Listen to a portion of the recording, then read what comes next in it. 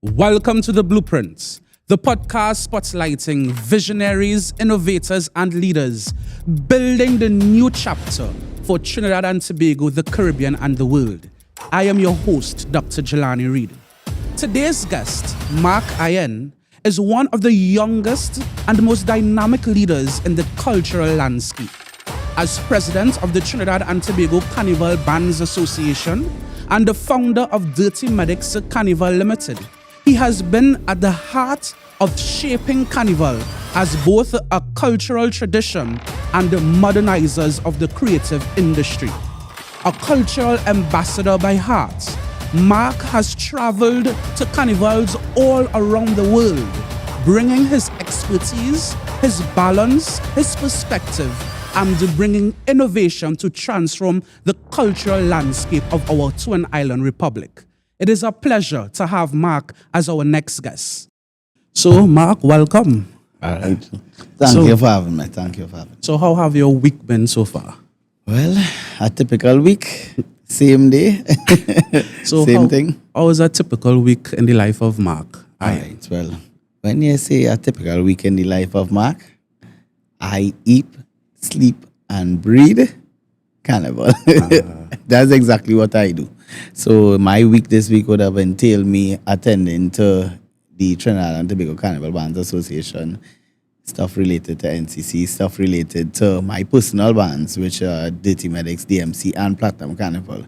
So my entire week has been dealing with those things. I have a band launch in preparation, so we're dealing with that. Mark, how old are you? 32. 32 years, yes. Trinidad and Tobago Carnival Bands Association, Dirty Medics, and a whole plethora of other things. How do you do that? Well, yes. As I mentioned when I started here, I eat, sleep, and breathe carnival. I have made carnival into something that I want to be part of. And in that training, I have, honestly, I just do, everything I do has something to do with carnival or culture. Nice. So, in our research and in our getting to know our guests, we know that Mark was once the Junior King and has now moved to the helm of the Trinidad and Tobago Carnival Band Association. What inspired you to go that trajectory? All right. Well, that's not a story I'm unfamiliar to. I would start from the bare basis. I entered the carnival industry at age 2. You see that big Savannah stage? Yes. I have been gracing that stage since 2 years old. So you balancing all your life? All my life. So what I would have done, I would have participated at the youngest as an individual. I went on, actually participated in Rosalind Gabriel's band for quite a number of time. And that's where I started my journey in the carnival space. And from there, I went on to win a Junior King of Carnival titles. From there, I said, all right, well, I reached 18. I would have reached the pinnacle of Junior Carnival. What do? Do I go into Senior Mass? Do I participate in the Senior Kings competition? I had the opportunity to manage my aunt. He had a children's band. And Carnival in those days weren't as organized or strategic as you would see it now. Right. It was just somebody really loved to make costumes. They make costumes. They have a band. My aunt had a large band, Carnival Babies. It was about 400, 500 children. And she gave me the opportunity to say, hey, you're over 18, manage this band for me. All right. I took it at the best as I could take it, and I ran with it. To fast forward from that, the experiences I learned inside of that, I went on and I said, hey, what else you could do after that? I want to own my own product inside of the industry. To be a key player in any industry, you have to be something. You have to be an actor at some point. And being a band manager, for that time, I learned a lot. I learned how to operate on the band. I learned how to do stuff on the road, production at a really young age. I think I was probably 20, between that age of 18 to 21, now entering UE also too. And I said, you know what? I wanted my own band. I wanted to have something that I owned. And being a promoter in those days in UE, throwing parties and stuff, I thought the Juve angle of things, because I was throwing Juve parties. Right. That was selling off. I want to take this into a band. I had some supportive friends on one side, and then some people saying, "Boy, you sure you want to go that? It have bands like Red Ants, Yellow Devils. Boy, you could compete against them big boys." Don't tell Mark Ayen no. Don't tell him you can't do something because he's going to show you that it could be done somehow. I know how I do it as yet, but 2018, I started Dirty Medics Juve. And I started with 400 and something persons. Today in 2025, we stand well over 2,500 persons consecutively for the past 5 odd years. Wow. I would have started there, and that was my entry into being a owner of something in the carnival industry. Wow. Fast forward a little further, the experience I gained in that taught me valuable lessons in, I would call, administration of a mass band. It taught me valuable lessons that I think no textbook could have taught you at that point in time. So, Mark, in this introduction, Yeah. you have basically wrapped up the entire interview. But for the benefit of our audience, we're going to unpack it. And the reason we want to unpack it is No because we want to get your story. And because we find that oftentimes, especially young persons or somebody who has a dream or an aspiration, they believe that the road that has already been driven on or walked on, that's it for somebody else, and I can't do it. And in your summation there just now, you realize that you made your own way. So we're going back. Yeah. So you're from the community of Diego Martin. Yeah. It was a mix, Diego Martin and Woodbrook. Right. My parents were separated. I spent time by my dad, I spent time by my mom, but it was always one at the end of the day. Right. So I mixed when it comes to say that. So you're familiar with the I guess the tongue life. Yes, right? the West life. The West life, right? That side of the country. The better side. So, and you would have expressed your experience with your aunt from age 18, right? So we want to look at the gap between from age 2 when you started off with that carnival atmosphere. Because let's face it, you and I are around the same age, right? So it means that we both grew up in the society where academics is the thing. If it is that you're not a doctor, lawyer, engineer, by societal standards, your life basically over. Or if it is that you have decided to go into the cultural aspect of I guess career path, people tend to, you're doomed for a life of hardship, right? Clearly, from age 2 to 18, when you got that opportunity to manage your aunt's band, you would have had support. I guess support from your family, support from friends. What was it like in the life of Mark growing up, going through that journey? Well, I would say that I was fortunate to have a very comfortable growing up. And while my parents supported every move, unfortunately, my mom passed away when I was in university at a young age. And my dad was always there. But that never left a void in it. My aunt picked up these spaces inside my family. I always had good friends at my side. I'll always say, why, Mark, you was blessed to have good friends at your side. So when everybody, I did CXC in St. Mary's College, I think something like 7 ones or something. And what I did, A-levels after, I went on to A-levels. I got a couple ones inside of there, about 5 ones or so. And then I went on to UE. I did an undergrad in international relations or something. So, you think you're going in the direction academically, but I always felt, you see, between January, February, Mark, mine was never in school. It was never in school, if you understand. My mind was on that Savannah stage. So, yes, you was graduating with good grades or whatever. You graduated from UE. I got an internship in Ministry of Foreign Affairs. That lasted about 2 months. That wasn't for me. I was not on that. I was fortunate to apply for other jobs. I work in Nestle. It wasn't for me. Mark always end up in the Savannah. Yes. So with that being said, I said, you know what?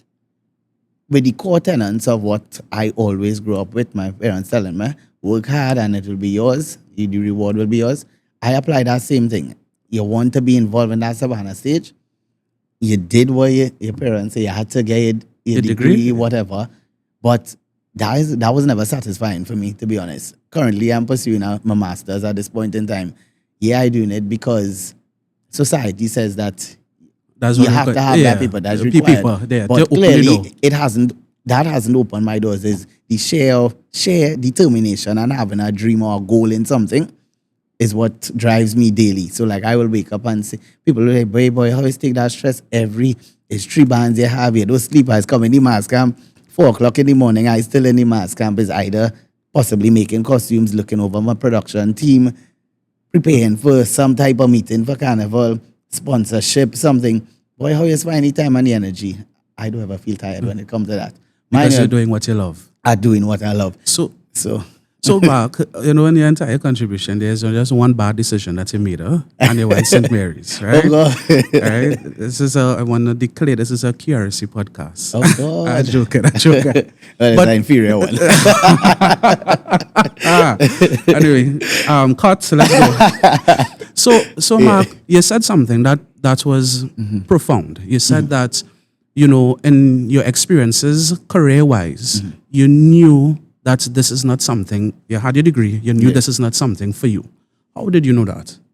Because the effort I put into developing my mass band, being in the Savannah administratively, thinking or talking about carnival, that effort and that vigor was always there. I always spoke with confidence when it came to the culture of Trinidad and Tobago. I believe that I have something to offer Trinidad and Tobago as a young fella when it comes to carnival or culture in particular. Right. So, but when I went to school and I sit down to study my books, frustrated. I just do it because I know I had to get it done. It never gave that same. Right. So I'm going to propose a question. So because many persons, you have that desire. There's more to meaning, at least for me in life. Correct. I believe I have a talent that I know that if I pursue it, I will be successful. But what I'm doing now, it's paying the bills, it's covering whatever expenses, etc. But you made a bold step, and you made a bold step very quickly. Not many persons can do that. What moved you from being in that same position, just studying, that you have bills to pay, to say, listen, I think I'm going to bet on myself and go ahead regardless of what happens. I'm believing in the lessons my parents taught me about working hard and it will come. But, that's a thought. Putting it to action is something different. Oh. Correct. And as I mentioned before, a support system is what will ultimately make a lot of your decisions. Because when I said I wanted to have a band in 2018, that Dirty Medics Juve band, and the people was in my one ear saying, hey, you sure you could do that? I ain't feeling good. You're throwing party, that's not a band. That's totally different, What was more? The support? My support was always greater. Sorry, let me clarify that. So when I say more, in terms of numbers. Numbers? Yeah, so who my support system was always, I could call, like my committee, they have always been there. I could call the Spence, the Tia, my brother. Every time I say, hey, we go down to a party, yeah, they jump up behind me and say, yeah, Mark, yeah, we doing it. Okay, and that, to me, always pushed me over the limit to say, hey, boy, if it have so much people could believe in you, what is it for you to believe in yourself that you could do it? And likewise, when I speak to other people now, I often speak with me having more belief in them than they have in themselves. And I use my own backing and my own history to say, hey, well, if people could believe in you, you need to meet that halfway mark and step forward and take that responsibility. If nothing happens in life easy. I've been very real on my side. I could say, I don't know how you would say, Jelani, but nothing good comes easy. It comes with a decision, and we know about opportunity cost and those things. So you make a decision where you want to go, and at the end of the day, you suffer the consequences. The consequences are not always going to be bad. But once you make that decision, what you want to do, and you have that mindset, go with God. Yeah, go with Him. So 2018, Mark went with God and launched Dirty Medics. Correct. But Mark didn't stop there. He didn't stop there. Mark decided that he wanted to be president of the Trinidad and Tobago. That didn't even, it had more in that road before.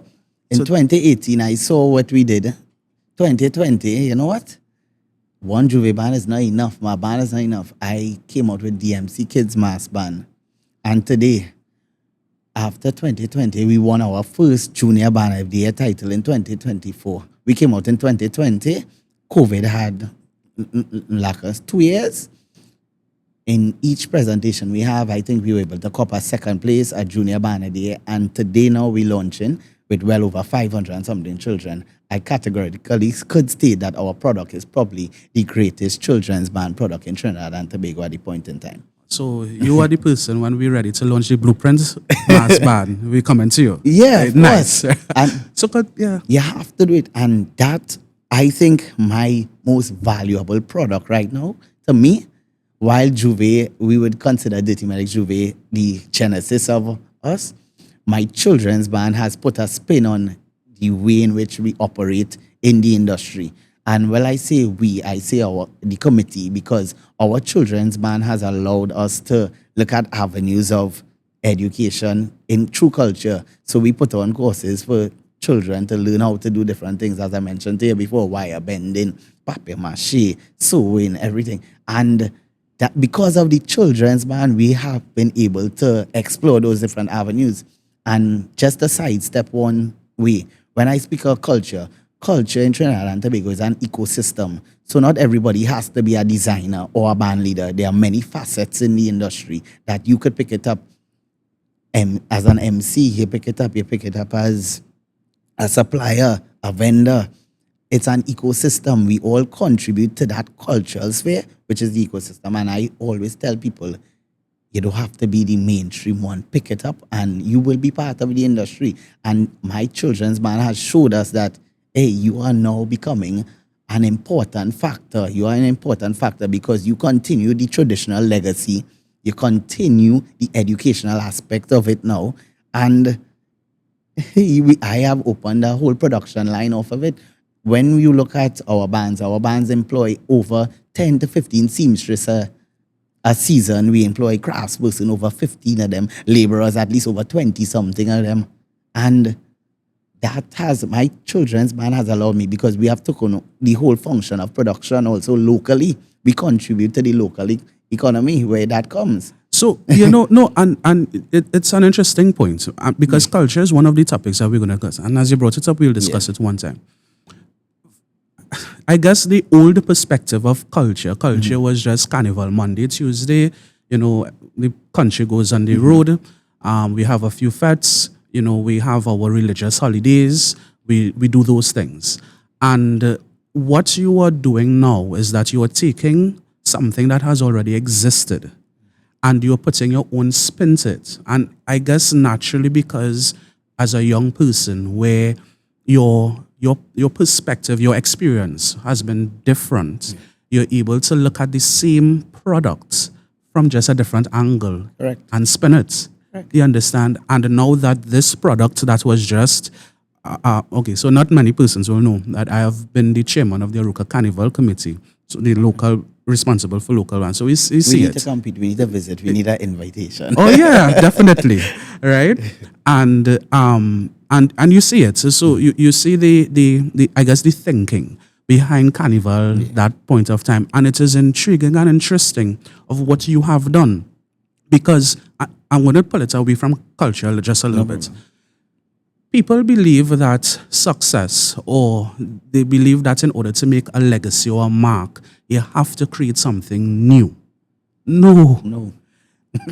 Your individual perspective on the same item or product can transform it considerably and put it to market. Jelani, what I often say is, many people come into any industry and try to reinvent the wheel. Often it's not about reinventing the wheel. It's about your perspective on the wheel and how it is you look at it, how you view it, and now you apply whatever to it. And then you will see you may appear to the general public that is a totally different product, when in truth and in fact it's not. And I am saying, me owning a band is nothing new. But what happened is, we need to put our own perspective on it. We need to apply that, all right, when these bands were here in 1950, we are now in 2025. There are a lot of factors that change. There are a lot of actors that change within the same industry. what I am doing is now accepting and adapting to the modern times. I am now applying modern technology. I utilize technology in our production, in our advertisement, in our marketing, all of these things. I apply it to the same product that was there last time. You know? Yes. But it's how it is we apply it is what is different. What makes it our twist on it. Now you said change. So I want to get to the leadership part. Yeah, no. So from my experience, anytime as a leader that you want to attempt to change anything, right, or alter the way of doing business, you get pushback. How has that experience been? So again, I look at it totally different in the sphere of carnival or culture, I would say. Right. I grew up in it, as I told you, from young. Young So I experienced people trying to make change, people trying to do stuff. What I would say, we as a people, and I speak loosely Trinidadians in particular, because we're speaking about this area, we like change, we want change, but we often have to remember there's a process in everything we do. And change requires education at the lowest level. Don't come and tell me you want to change this without telling me why it has to change or explaining what the change or the outcome may have come. I sit as the president of the Trinidad and Tobago Carnival Bands Association, most proud to be the youngest president, most happy. Why I say that is, I would have possibly, upon assuming that people would say, wait boy, he's 30 years old and he feel he could come and tell me how to do something I do in long time. I'm not here to tell you how to do what you're doing. I'm here to educate you and tell you that if we apply these different or modern techniques or different avenues to it, we may get a different outcome. The product may very well remain the same at its core basis, but when we change and apply different techniques or modern techniques per se, we can get a different version of the product that is more palatable to a larger audience. Because the way audiences view our product now is totally different. Well, if you view it in 19, whenever, you have to come and see it in your bare eye. But now I could view it from an app, from a TV, from a watch. Yes. You understand? Yes. So we need to really adapt, and that is where we get the friction in change, because we as leaders many times come with a heavy hand and say, change this, but not take the time to educate it and understand the population that we're trying to change. All right. Let me pose a question to you, Mr. President. Because some critics can say that, okay, yes, I hear you. There is a need to educate and to get buy-in from those that you serve, but that takes time. And we're in a situation that it has to happen now, right? What is your response to? Right. And again, I'm going to say, you want it now, but when you rush to do a foundation and it's bad, you could build upon a bad foundation. So it comes the time where, and I think in 2025, let's take it out of culture. Let we explore in any other industry. The time for us just moving by in many decisions, it comes to an end. We need to really be smart and strategic in what we do. Smart in the acronym form or smart in being smart. We need to apply that knowledge to whatever we're trying to do, because the changing things just because changing sake or because we're in 2025, that can't work. Yeah. It has to be strategic. And part of my leadership and part of my administration, I do things in phases. So when I complete phase 1, we have a monitor and we evaluate what has happened, and then we address the fix before we move on to phase 2. Because if we build the steady foundation on the bottom, expect us to be shaky somewhere on top of it. So time is something that is crucial to that. But it's not only that. You are a strategic type of leader. Yes. So and you basically map out everything before you take that step. Correct. So Mark, you have had the opportunity to go and experience carnival all around the world. Correct. You have had the opportunity to see culture in its many forms and facets. And obviously, you're bringing that now to the table for us in Trinidad and Tobago. Right. But I don't want to talk about 2025. I want to talk about culture in future Trinidad and Tobago. Where do you see from your experience and that vision that you want to map out, where do you see culture for us? Where do we have to go? I see culture as one of the major tools in national diversification. I go and take you outside because I like to use analogy. I like to make references to something. And, growing up at university, you're a doctor, you're smart. So research is very important. Yes. Growing up, I often look on YouTube at a leader called Lee Kuan Yew from Singapore. Yes. I'm very motivated by him. Right. And what he said, one of the greatest things we have is our human resource. I'm going to apply that to our culture. Our human resource has done great and continue to do great where our culture is concerned. I see us being a conduit from the moving away from the traditional sources of revenue, the traditional sources of any socioeconomic value. Culture plays a large role inside of that. And I see myself as being that bridging that gap between what was and what it's supposed to be, such that I could channel or map out how this could be done to ensure sustainability. And one of the key words we have to look at where culture is concerned is sustainability, because many of the things we may have been doing in the past where culture is concerned is not sustainable. And if it's not sustainable, I do expect it to be here for a longer period of time, far beyond whenever. And as they would have questioned, we question about the future here. So part of my mandate, or what I would consider, is creating sustainable models for culture that will definitely see beyond 2050, 60, 70. So what is one of those models that you have foreseen thus far? Well, without jumping into a political realm of anything, when we try to create sustainable models, we must watch and see what our population wants, what they're demanding, what are the changes that they want to see inside of it. And then we must understand, I'm going to take a competition as an example. Year after year, persons come up, they cross the stage, and then there's a prize is received. In my mind, that's not sustainable, because the day there isn't funding for that, That's it. Nobody crossing crossing the stage. Correct. So we must create models that they are now part and parcel of the competitions. The competitions are dependent on the persons, the human resources inside of them. So the more they output is the more they input is the more that the output is going to be. And it will lead me back to relying on our human resources and our human capital where our culture is concerned. We need to understand, as cultural persons, we are all ambassadors. We need to take our business serious. Not every day we go into get up and say, "Hey boy, well, I like to sew, so let me just make a hobby out of it." No, this is a job. You can make a living out of it. Yeah. And if people think about these things by creating their product into a business, this is a sustainable model after. Because they ain't relying on no government assistance, they ain't relying on no hand-me-down or any of these things. They would have created a model that could generate demand and supply. Yes. And from demand and the supply, you know how it trickles down into everything else after that. Yes. And these are the models I speak about, creating sustainable businesses in culture that could feed themselves and then also contribute to exports and stuff. You know, you mentioned a term, cultural ambassador. What does that mean? A cultural ambassador, I would consider anybody in the sheer basis of an ambassador who represents this country at the highest, at whatever is the highest level. You could be a cultural ambassador, sport ambassador. You have chosen that domain, to represent and promote what our Trinidad and Tobago culture is, what our Trinidad and Tobago sport is. So a cultural ambassador is basically a national promoter.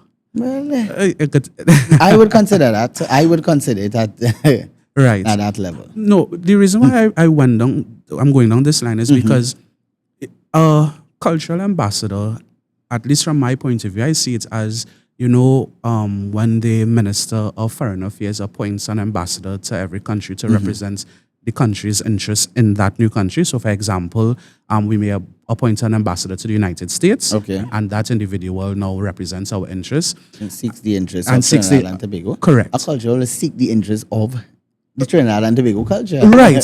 So, what I'm getting at is that I find that that is a very important role, but it appears as though, as a society, for decades, we treat it as a trivial role. One, we call basically anybody a cultural ambassador, right? And then, do we even give these individuals the level of support? So, for example, you mentioned our athletes who are practically sports ambassadors. Apart from supporting them becoming an athlete, what else do we do? So, for example, in every embassy that we have throughout the world, a part of the staff, the official staff, should be somebody that is seeking our sports interests, our cultural interests, as you said, as a job, So that's just a perspective. No, I agree with you. But all right, I'm also a former national hockey player. I spent a good time with hockey. Yeah, I love hockey. That was my sport growing up in school and stuff. And I would always say is that, and this is I don't want to, this is not a political statement or anything where I say it, is that we often as people choose not to support our own, but we go out and support unknown things much faster. Yes. And that's a culture we need to change. Yes. So you don't know X, but you're going to pay $500, $1,000 to jump out the party or whatever. But you have a friend who throw in something. Yes. Get my free ticket now. Yes. You understand? So against that background, we have the same mentality outside and we need to change that. But that has to change. Let's continue. Everybody loves soccer up until Ash Wednesday. Thank you. After Ash Wednesday, that's it. We go into pop. We have K-pop. We go into reggae. So even I'm an advocate for soccer all year round. Correct. I have no shame in saying that. I'm an advocate for that. So and so that goes even culture. So we have discussed culture in terms of administration. We have discussed culture in terms of the future of Trinidad and Tobago. But I guess we have to talk culture now in terms of equal responsibility, right? So while yes, as band leaders, you have and the leadership of the band leaders, you have a responsibility to transform the way that we may do things. And while yes, governments may have the opportunity to be able to transform the system or give certain permissions and opportunities, what about us as people? Because you can transform and produce the best model of carnival. The government can give the biggest prize possible. Band leaders can come up with the most beautiful array of costumes. But if you do not have the buy-in and the support, as you mentioned, of the people, that they are actually the most important factor. And I even will go on to say that I am sure, as a band leader, if you had the opportunity to produce mass in Trinidad and Tobago's culture and setting year-round, you will do it. Yeah. However, our culture doesn't support it because our people don't support that, in the sense that we don't have that as a part of our calendar of activities. Our calendar of activities says Carnival is basically Monday and Tuesday, and this isn't just before that. Yeah. So that's just a wider discussion. And what do you think about that? Well, I understand that. And again, everybody has a role to play, right? One of the things I would want to put out here, one of my greatest ideas is to create a national mass academy that facilitates a mass production for mass, right? And I could see Trinidad and Tobago being the epicenter for production, because if we are the mecca for carnival, quote unquote, we should also be the major producer. Correct. I could see Trinidad being a local, regional version to China amidst all the issues with tariffs and whatever. We could do that. We have the skill sets inside of here. And when we look at things being sustainable, as I mentioned, we may very well be producers of carnival throughout the year, because when we start from January, it have St. Croix, then we go down, we have Jamaica, St. Thomas, we have all these things, Barbados, Guyana, Grenada. We could be producers in the region for these things, because all of them going to China. Yes. All of them going to China. Yes. But we also produce stuff in China, but the cost to bring them to here, yes, they are well, very high. I am a recipient of those fees. Yes. You understand? So what I am saying is, when we create these models, it changes the mindset. And we are the leaders in the industry. We have a responsibility to think about those things and make it a more a more fair environment or something that Trinidadians are proud about. Yes. You know what? That's my carnival, that's my production, that's my this, that. And oh well, anybody, you want to be part of something successful, you want to be part of something nice. Yes. You understand? And that's the atmospheres we need to start to build. Right. We have to start to build those atmosphere, Yes. the atmosphere in here. So we want to talk about your baby again, right? Dirty Medics. Yeah. And you spoke in the past that, it is the support. It's it's a family-oriented type of business venture, right? So we spoke about the business, let's talk about the family. How does a leader, or how did you go about building your community? How did you go about building your family? Not your blood relatives, but No, but your, yes. well, how was the easiest way to say this? If I am trying to get your buy-in, I have to be able to sell the product.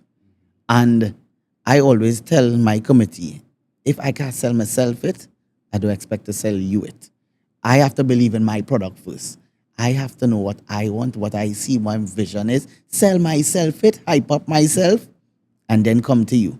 And it's against that background, that share thing, I knew what I wanted Dirty Medics to be. In my mind, I see, what I want. The 8 trucks, the whatever coming down, the masqueraders, the all-inclusive aspect. I saw that. And I went to each one of them and say, hey, I have an idea. You joining me? You know what the thing? I actually could see the excitement in your face talking about it. No, But I love it. yes, I love it. I could see tell you, that. I love it. Now, there's another thing that you mentioned, though, and I guess leaders, especially when it is that you are passionate about something, there have been many times as I've had the opportunity to serve in different capacities. And for me, it is absolutely clear. I can see it as clear as day what the vision is. Right? Just as you saw the 8 trucks, I could see the structure of the building. I could see how the people are walking. I could see, that type of thing. And just as you would have mentioned, you see at those times when you are clear in that vision and when the people or your support group see that they may not necessarily see the vision, but they see that you see the vision clearly, I guess the rest is history. And was that your experience? Correct. And one thing I would want to say, and it might sound weird coming from a young person and telling other leaders this, one of the key functions leaders fail to do is motivate. Motivation goes a long way. It is hard to motivate somebody who is not enthusiastic about it. But if that's in your character to be a motivator, you could work on it. And I often serve many of my hours in speaking to my committee is just basically motivating them to be part of and parcel or something. You find out what they like, and you mightn't like it, but you join them in that conversation, show them that you're supporting them. So they return the favor on your end. And it's about building that kind of community around you. And again, that's something important leaders fail right now in doing. And I just genuinely hope that I could continue in that and always having the energy to motivate, because I could see that does a lot for my committee. When I jump out and say, hey, well, here we go. And I will wake up. I'll use an example this morning. I wake up and send one message in the group to harass everybody. Morning, I only get up as yet. My news after 6. What it's about? But it's about creating an atmosphere. And that is our culture. If you can't create a Trini culture, then you mightn't be a Trini. So, motivating. And it is interesting because I guess you would have seen this experience as you moved from participating in Carnival to now managing it, right? And as you reach and go, get higher and higher in leadership, you realize that it moves away from administration to more of managing people. Correct. You understand? Yes. It takes the most amount of your time. Because once you create, as I mentioned, once you create good foundations, your administration will flow smoothly many times. There are systems in place, there are policies, they get done. But people, they have they have emotions, they're moody. They have their own way of doing things. They have their own ideas. They have their own objectives. One might wake up with a problem in their house today. One might have an issue with their partner, somebody. You understand? Yeah. But I, as a leader, have to look past that on many occasions and really still try to motivate you to get the end result, which is sales or something for our band. Right. And that is where I agree 100 with you. As you get older, even in my administration in the office, I often deal, well, my office only have females at this point in time. Right. And I'm the only male at the leadership. And That's I all. have to deal with a lot of personalities also. So you understand, it's often dealing, and some of the times the issues I have, it's not even administrative. It may very well be, as you said, dealing with people. Correct. So I just really shocked that you mentioned that because it's really ironic. I had that conversation the other day. I don't deal with basic problems. I No. dealing with humans. Correct, exactly. And that is what is the most important time. And I want to wrap up this segment. And No problem. there is another part of it. And so you're a 32-year-old young man who is at the helm of a national organization. You're serving on the National Carnival Commission so that you now have part responsibility for even Carnival on a whole. You are a businessman. You are running various committees at age 32. And in your sphere and in your spaces, there are persons that are older than you. There are persons that are more experienced than you. There are persons who, I guess, are more knowledgeable than you. And oftentimes, for young persons, and you hear it a lot, either you, the individual, will get self-doubt, meaning that, you believe that it's an insurmountable task and or imposter syndrome. You don't believe that you're capable of. That's one part. So that's your internal battle. Then you have the other battle where there will be persons who disqualify your ability, who are disqualifying what you do simply because you're young. Oh, how was that experience been and how you have navigated Well, through? as you said that, as I mentioned too, as soon as I came into the position, that was one of the first conversations where the young boy feel he could come and do what he could do. Today, today to say it, one of my board members had to show me a message where somebody saying, this young boy, you've come to change everything. But when I now started off, I probably would have got a little despondent and say, wait boy, second guess myself. Wait boy, where you really feel you going? It have people who here since That kingdom come. Yeah. like they start the carnival, you understand? And they come in there with experience, 40 years of experience. I ain't even 40, but I come in to tell you Yeah. how to do what you doing for 40 years. So I started to doubt myself many times in the beginning, but I had a conversation, and I don't want to call her who it is at this point in time, but I told them at one point in time, I said, but I young, I know my age, so I expect it. And she quite frankly told me, you're in the position now, get up and get it done. And when you tell me that, I say, Mark, she probably really right, Get up and get it done. Stop. You would have never you came in here because of a vote. Persons wouldn't have voted you in if they weren't confident you could have done something. And I had to reassure myself. So that's how I felt 2 years ago. But today when I saw that message, when they say this young boy feel he going away, I say, okay, everybody is entitled to their own opinion because I would have done the best I could have done in my past 2 years so far. And I continue to do the best. And as many people will tell you, the best, what you can do is your best. And once I give my best towards what I like, and I am in no doubt in my mind, and no doubt in anybody's mind around me, that I'm not for the culture. I am here to benefit and develop the culture from a different perspective.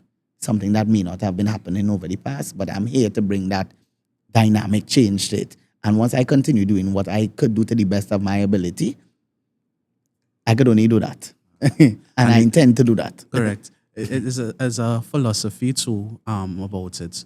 You see, one, when you have clarity of vision and purpose, that's the other thing. But you see, when it is that you just stay focused, Correct. and you just do what you have to do, and I guess nothing more, nothing less. I think that brings a sense of peace. You know what your responsibilities are. You know what you're trying to execute, and they many times as well. and I know for sure you would experience it. Sometimes some of the initiatives or policies that you're changing, the same persons that the same persons that are against it are the ones that benefits from the change the most. You know, and as a lesson from my dad, leadership is a thankless job. It You is. know, and It is. another lesson I learned from my uncle. You could never do good. Correct. You could never do good. My uncle, when I was younger and had to face some of the challenges and difficulties, he said, you know what? Stop doing it for people. Do it for God. And when you do it for God, a peace of mind. Yes. So we have a segment called Rapid Blue. So I'm going to ask you some questions. First response, or either that comes to mind, that's the answer you want to hear. So tell me, All are you right. ready? I'm ready. Good? All right. So what's your most favorable carnival memory of all time? My most favorite carnival memory of all time was when I won my last Junior King title in 2008. I remember it because I was around the Savannah Carnival Saturday. Results actually had not come out as yet. And I knew I was coming to the end of my tenure in Junior Carnival. And I wanted to go out with a title inside it. And you're waiting. Night come, no results. Morning come, no results. Well, I'm going out to play Junior Mass Carnival Saturday. And I just happened to be going around the Savannah. And I see my aunt running to jump. And what going on? What happened? You understand? You win. You get it. And to me, I think to this date, that was probably one of the most rewarding feelings because I knew I was at the end of That stage. my that stage. junction, And yes. to go out with A bang. a win, Yeah. I felt like I can care less what happened on the road. I don't even remember if I put back on my costume or anything that kind of, but that was my best memory of Carnival. Nice. Yeah. So Juve or Mass? Juve. Juve. A leader that you admire the most, but outside of Carnival? Well, I mentioned Lee Kuan Yew. That is, for those who don't know, Singapore. Yes. And I believe it's a 2-volume book that Yes. he has. Yeah, is one that's A shortened version, check YouTube. True. Check YouTube. But when you look at things, and obviously, I guess growing up now, I really look at things from a different perspective. That when I was 20 something, at 20 something, I would just see something for its face value. But now, as I get older, I look into things more. I look at you, Jelani, a bit long time, I say, yeah, he's a doctor.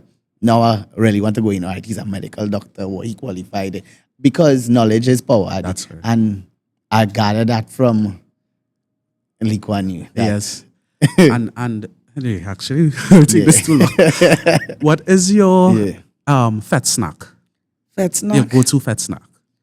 To be honest, I don't like snacks. But I really not. But I have a real bad thing, and anybody watching this know I'm going to answer KFC. I don't know. I can't help it. Side breast and leg, I can't go wrong. All right. So if not Carnival, what career path you think you would have gone? If not Carnival, what career path I would have gone down? I really don't have an answer for that No right plan B. now. Because I throw away all the plan B, C, D, E and went full 100 into it. But I always said somewhere in my retirement, I want to open a restaurant. I would love to be a chef. I like to cook and things. And anytime I get a little free time, I experiment in some way. But Nice. I don't get the free time. But Right. And if you were to go back to, you had the opportunity and could go back in time and speak to your younger self, what lesson or what would you tell him? What would you tell young Mark? young Mark, the only thing I will honestly say is the doubts you had in yourself as a younger person, I would have removed that doubt long time. I felt like I would have been even further. As many people think I reached far now, but as a young person growing up, I didn't know if culture was you can make money off of that, you can have a career, I grew up watching the Stephen Derricks, the George Baileys, all of them, and okay, they make costume. What is there outside? was that a successful run for them? Did they make money at the core basis? That kind of thing. Because I grew up knowing them, and it was always that it was a like a paycheck to a paycheck kind of thing. So me wanting to, after graduating, to now, where you go, boy, go and sit yourself down in a ministry, do something. I would have changed that doubt in my mind, and I would have gone straight into culture from even longer. I might be a singer too. All right. So we have reached the end. Well, that was fast. Boy. Yes, I know. So Mark, if Yes, in vocal conversation, yes, Yeah. people talk. if one wants to get in contact with you, and if one wants to get in contact with you, how do they do that? Well, you can check my professional page on social media, D_mass_man, the mass man, and I'll answer you from there. Right. No phone number. Enough people have my phone number. I don't want to talk anywhere else again. As we get in some messages, I don't want any more. So, listeners of the Blueprint podcast, there you have it. If you have doubt, stop doubting yourself. Get into action and move. And we have learned of this from yours truly, of Mark Ayen, the president of the Trinidad and Tobago Carnival Bands Association, where, as an individual, where his path was clear to possibly be one of our diplomats at some part of the world. But today, he's pursuing a passion and a dream that he had, that he was bold enough, supported by his family and friends. He took action and carried out. So if there's one thing that I believe that we would have learned from this conversation is this. If you have a dream, you have a vision that is clear to you, that is a burning desire, especially to change something, go right ahead and do it. And as Mark would have said in one of our conversations earlier on, he said that there's no requirement to change or to reinvent the wheel. Change your perspective. Take your unique experience and put it, and life will take it from there. So until we meet each other again on the Blueprint podcast, like, subscribe, support, comment, and continue to be a part of the Blueprint movement. Thank you.